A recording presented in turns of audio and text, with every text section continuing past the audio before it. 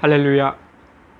오늘은 더듬거리는 목사의 설교라는 제목으로 함께 생각해 보고자 합니다. 먼저 하나님의 말씀을 보겠습니다. 사도행전 13장 44절입니다. 그 다음 안식일에는 온 시민이 거의 다 하나님의 말씀을 듣고자 하여 모였더니. 사도 바울은 하나님의 말씀을 증거하고 있었습니다. 여기서 말한 하나님의 말씀이란 설교를 가리키고 있습니다. 제가 유튜브 강의를 통해서 말씀했듯이 하나님의 말씀에는 세 가지가 있는데 예수 그리스도, 그리고 성경, 그리고 설교와 성례전이 있습니다. 따라서 설교는 하나님의 말씀인 것입니다. 사도 바울이 하나님의 말씀을 전했다고 하는 것은 설교를 전했다고 하는 내용이라고 할 수가 있겠습니다. 그런데 바울이 설교를 행했을 때에 많은 시민들이 모여들었습니다. 이 광경을 보고 유태인들이 시기를 하였습니다. 이때 바울은 유태인들을 향하여서 이와 같이 말을 합니다. 오늘 읽어드린 말씀의 이하에 나타나는 내용입니다. 너희들이 하나님의 말씀을 마땅히 받아들여야 할 텐데 그렇지 않고 있구나.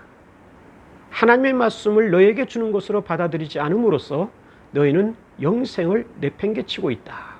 이렇게 비난하고 있는 것을 볼 수가 있습니다.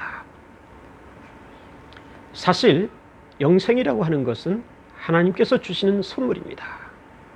그것은 하나님의 말씀을 통해서 우리에게 주어지는 것이기도 합니다.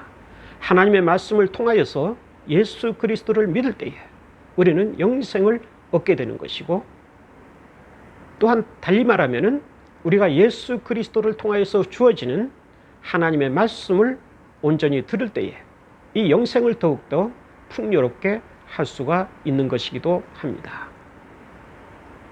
어떤 사람들은 설교를 들으면서 하나님의 말씀으로 듣는가 하면은, 어떤 사람들은 하나님의 말씀으로 듣지 않고 인간의 말로 받아들이는 경우가 많이 있습니다. 특히 이 설교를 행하는 목사의 모습 속에서 우리는 인간의 말로 받아들이고자 하는 경향이 많이 있는 것을 보게 됩니다. 목사의 설교가 복음적이지 않다, 아니면 성경적이지 않다, 아니면 이 세상의 말이 너무 많다 등등의 이러한 점을 생각함으로 말미암아서 우리는 그 목사의 입을 통하여서 전해지는 하나님의 말씀을 듣고자 하는 것이 아니라 오히려 인간의 말로 받아들이고 마는 경우가 있다고 하는 것입니다. 하나님의 말씀이 전해질 때에 그것을 인간의 말로 받아들이게 되면은 거기에는 하나님의 역사가 나타나지 않습니다.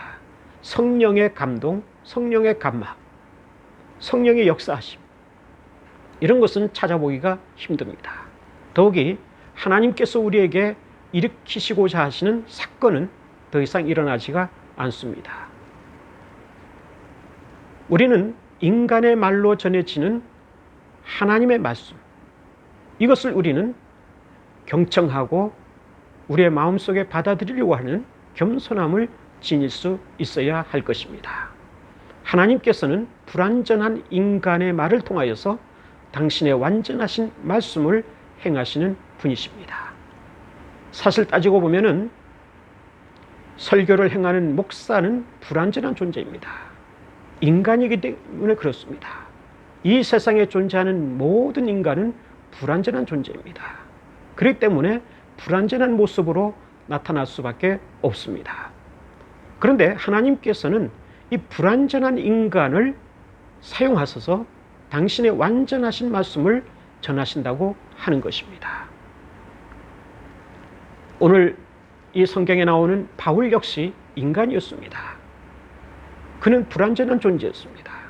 그러나 하나님께서는 바울을 사용하셔서 당신의 말씀을 전하고 계십니다. 베드로 역시 결점이 많은 사람이었습니다. 불완전한 존재입니다. 그러나 하나님께서는 베드로를 통하여서 당신의 말씀을 전하셨던 것입니다. 구약에 나타난 모세든지 수많은 예언자들 모두가 다 인간이었습니다. 불완전한 존재입니다.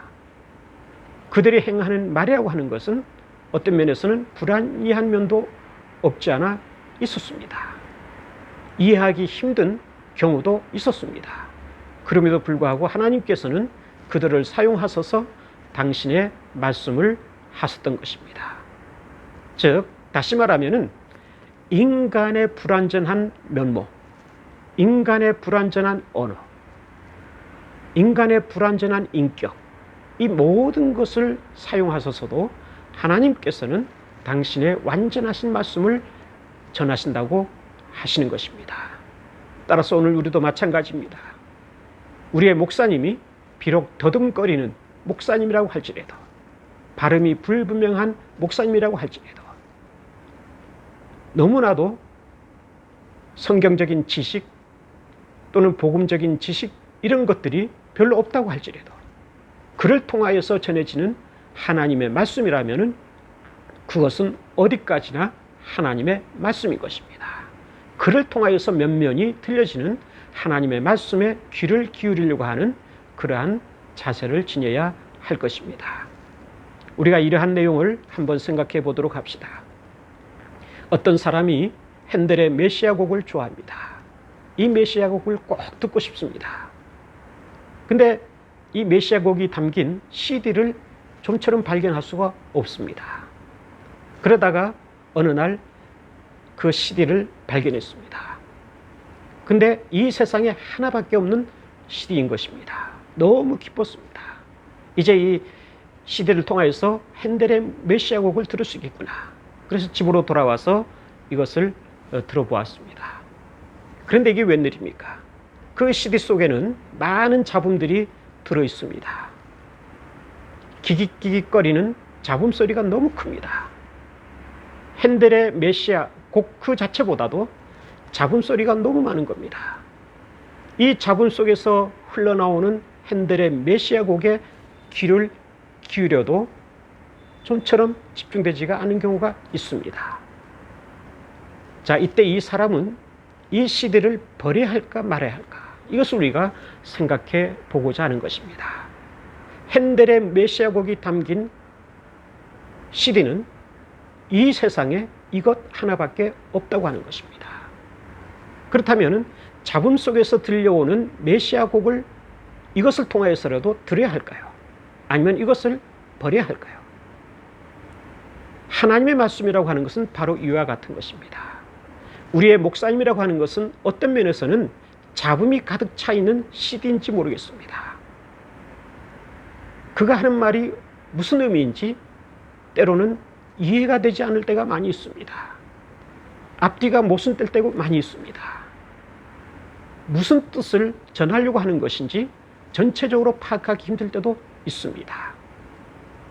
게다가 세상적인 얘기들이 많이 들어있어서 마치 이 잡음이 가득한 CD처럼 좀처럼 무슨 말인지 알아듣기 힘들 때가 많이 있습니다.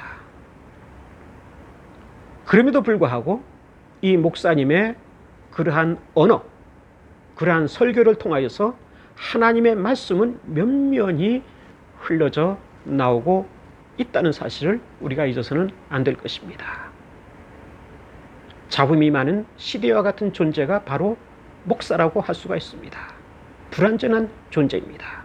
그럼에도 불구하고 그것을 통하여서 그 목사님의 설교를 통하여서 하나님의 온전하신 말씀을 듣고자 우리가 경청하고 마음의 문을 열고 겸손한 자세로 나아가게 된다면 성령께서 우리에게 찾아오셔서 우리에게 역사해 주셔서 우리가 알지도 못하는, 우리가 기대하지 못했던 그러한 신비로운 기적을 행해 줄 것이고 신비로운 역사를 행해 주실 것입니다.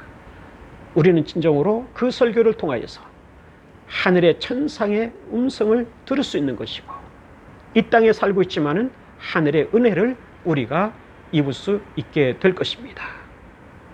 하나님의 말씀은 불완전한 인간의 언어를 통하여서 불완전한 인간의 모습을 통하여서 증거가 됩니다. 그럼에도 불구하고 우리는 이 말씀에 귀를 기울여서 그 속에서 면면이 흘러나오는 하나님의 말씀을 듣고자 하는 노력을 하지 않으면 안 될 것입니다.